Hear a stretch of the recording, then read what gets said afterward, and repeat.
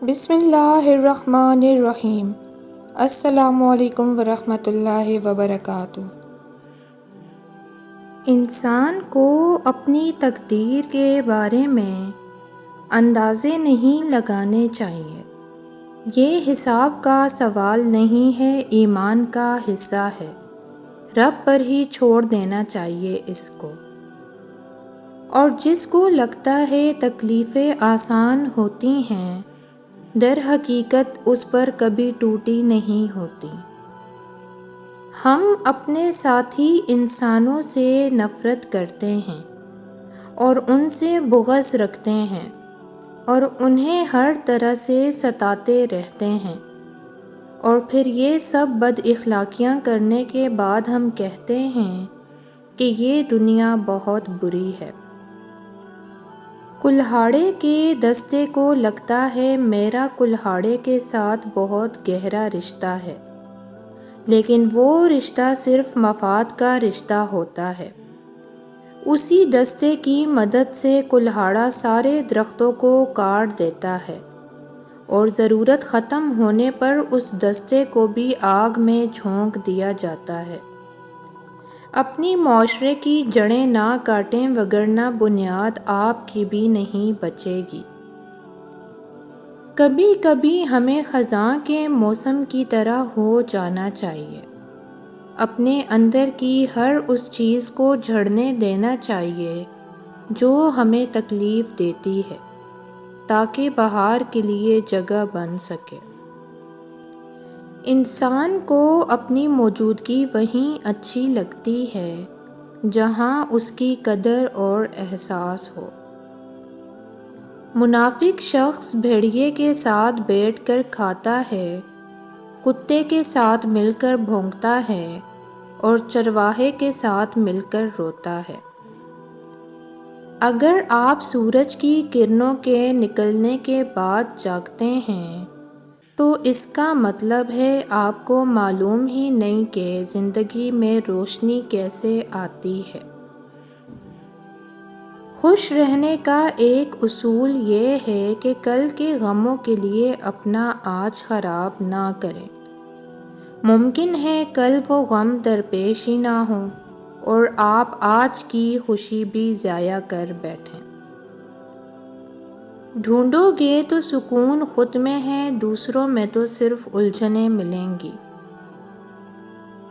اگر پانی کو زبان مل جاتی تو وہ کئی لوگوں سے کہتا تمہیں چہرہ نہیں دل دھونے کی ضرورت ہے۔ مجھے شیکسپیئر کے مشورے بہت پسند ہیں جب انہوں نے کہا، کسی کے قریب مت جاؤ، کسی سے ہمدردی کی توقع نہ کرو، دوسروں کے لیے مت جیو، کیونکہ تمہاری ذات پہلے ہے۔ اپنی خوشی کو لوگوں یا چیزوں کے ساتھ مت جوڑو۔ اپنے لیے ایک وطن بناؤ تاکہ کسی کے بچھڑنے سے تمہیں پردیس کا احساس نہ ہو، کیونکہ آسمان سے کوئی شخص نہیں آئے گا جو تمہاری تاریکی کو روشن کرے۔ خود اپنے لیے روشنی بنو۔ تم ہی ہو جو اپنی روح کو خوش کر سکتے ہو اور بکھرنے کے بعد اسے دوبارہ ترتیب دے سکتے ہو، لہٰذا خود کے لیے سب کچھ بنو۔ سب سے پہلے اپنے ذہنی سکون کو اہمیت دیں۔ خود کو دور رکھیں فضول کے پریشر، ناپسندیدہ چیزوں اور وقتی تعلقات سے۔ اپنے کام اچھے سے کریں اور کسی کا کھلونا مت بنیں۔ آج تک کسی نے آپ کا اور آپ کے جذبات کا خیال رکھا؟ نہیں نا۔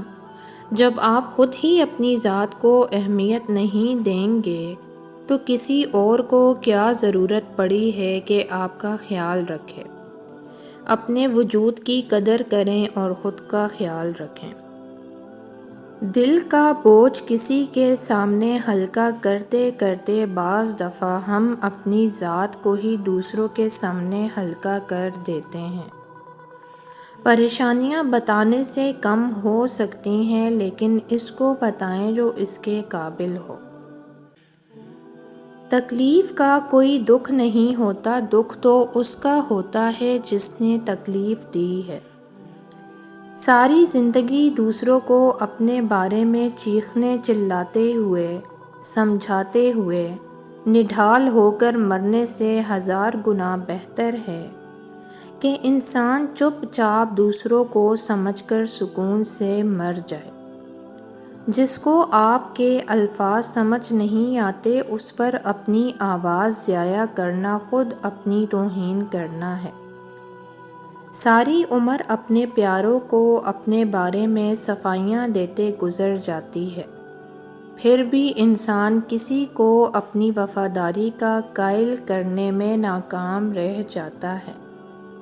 ایک چپ میں 100 سکھ ہیں، یہ وہ عظیم سچ ہے جسے کوئی آج سمجھ گیا تو کوئی کل سمجھ جائے گا۔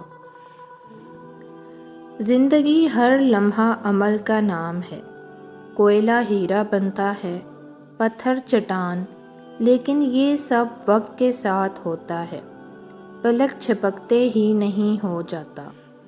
اگر ایک پتھر اپنے اوپر دوسرا پتھر کھڑا نہ ہونے دے تو وہ راستے کی رکاوٹ کے سوا کچھ نہیں ہے جسے کوئی بھی ٹھوکر مار کر سائیڈ پر کر سکتا ہے۔ اللہ اگر آپ پر کوئی بوجھ ڈالتا ہے تو وہ آپ کو مضبوط بنا رہا ہے، چٹان میں ڈھال رہا ہے۔ اب ہے کسی میں جرأت کہ وہ آپ کو ٹھوکر مار سکے؟ کیا چٹانوں کو ٹھوکریں ماری جاتی ہیں؟ نہیں سر، انہیں سر اٹھا کر دیکھا جاتا ہے۔ یہ فخر ہے۔ خود کو چٹان کر لیں کہ آپ کے ساتھ منسلک لوگوں کو آپ پر فخر ہو، کمزوری میں کیا رکھا ہے۔ زندگی نے ایک یہ سبق بھی سکھایا ہے کہ غلط فیصلوں سے کیا گھبرانا، غلط فیصلے ہی تجربہ دیتے ہیں اور تجربے زندگی بھر کا سبق دیتے ہیں۔ بارش کا وہ ایک قطرہ جو آسمان سے ہزاروں قطروں کے ساتھ میلوں کا سفر طے کر کے تمہیں چھوتا ہے، تو یقین رکھو وہ سب جو تمہارے نام لکھ دیا گیا ہے وہ تمہیں ہی ملے گا۔ دنوں، مہینوں، سالوں میں بھی جو تمہارا ہے وقت تمہارا ہی ہے۔ زندگی میں ہمیشہ دو لوگوں سے دور رہنا، پہلا مصروف اور دوسرا مغرور۔